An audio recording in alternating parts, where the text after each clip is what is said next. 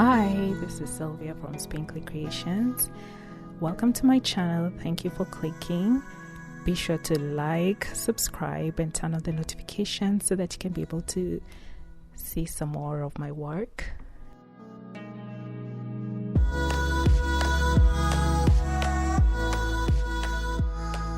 Today I want to talk about what it is being a Black woman from a designer's perspective.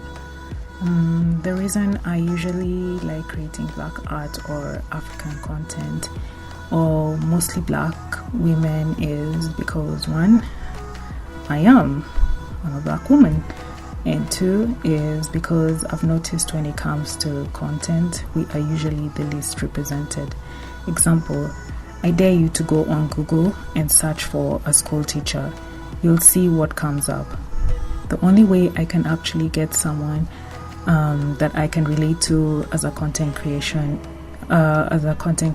is to search for the word like Black female school teacher. You know, you have to be very specific when you want content, so that it can be more specific for the search. So that's just an example, but we are definitely the minority when it comes to such terms. And so now imagine searching on sites like stock photography sites where there's like you're allowed, like non-copyright, so you're allowed to use the images freely. So besides the design front, another thing I would like to mention is how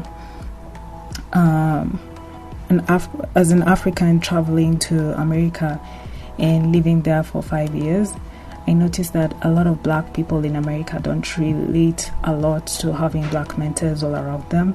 You see, growing up in Africa, my president was Black, my teacher was Black, my parents are Black, even people I see on TV and the news and ads, and we don't really think about these things.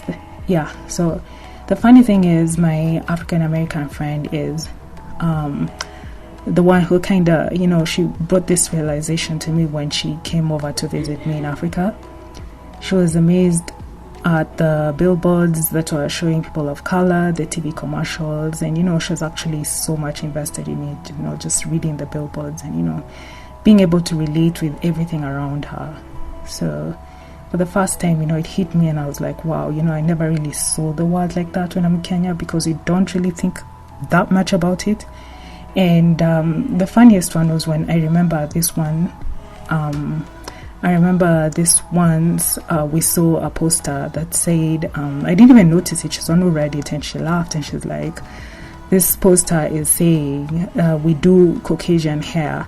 And that was, it was like, wow, because she was amazed, because being a minority in America, she's used to seeing we do Black hair. So, it's small things like that we don't really think about until you start thinking about race. Yeah. Another thing I would say also, or add on to that, is also being in America, I realized that when people look at you, you always wonder, why are they looking at me? Is it because I'm Black? Like, you kind of have that at the back of your mind. And you always wonder, like, am I in the wrong street? You have to think about certain things like, do I look suspicious? Or, well, in Kenya, when you leave the house, you don't think, okay, this person is looking at me because maybe it's because I'm Black. You think maybe they're looking at you, maybe I've untied my shoes, or maybe there's, maybe I look nice, or like, it's never really a constant thought at the back of your mind.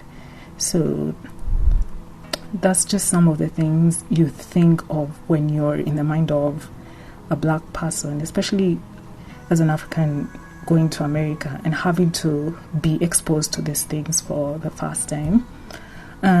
So in general, I think there's a lot when it comes to race in just appreciating who you are as a person.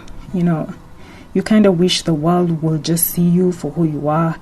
Like in Kenya, when something happens, it's more like this and that happened. Like, for example, we have police brutality, and it's sad about the brutality that's going on in Kenya right now. But it's not about the blacks on white crime. It's just that there's police brutality. And that's something that is important, because I feel like I wish that we could be able to get to a place where we could like see ourselves for ourselves, and love ourselves for who we are, and at the same time appreciate the differences in others. I pray that one day we will all be able to live in a world where we value these differences, and we don't use it as a weapon to devalue others that don't fit into the same box as you or me. Like just be able to appreciate the differences as cultures and traditions. It could be tribe, it could be race, but just love one another. I want to finish off by saying R.I.P. George Floyd, and to all those who've lost their lives because of their racial profile, and also just a highlight on the current police brutality in Kenya. Rest in peace to all those who've lost their lives. And thank you for stepping by and watching the video. And please subscribe, thumbs up, and leave a comment. Let me know what you think. Give me some of your experiences. And continue rolling, and check out my art representation of the brown skin. And love yourself.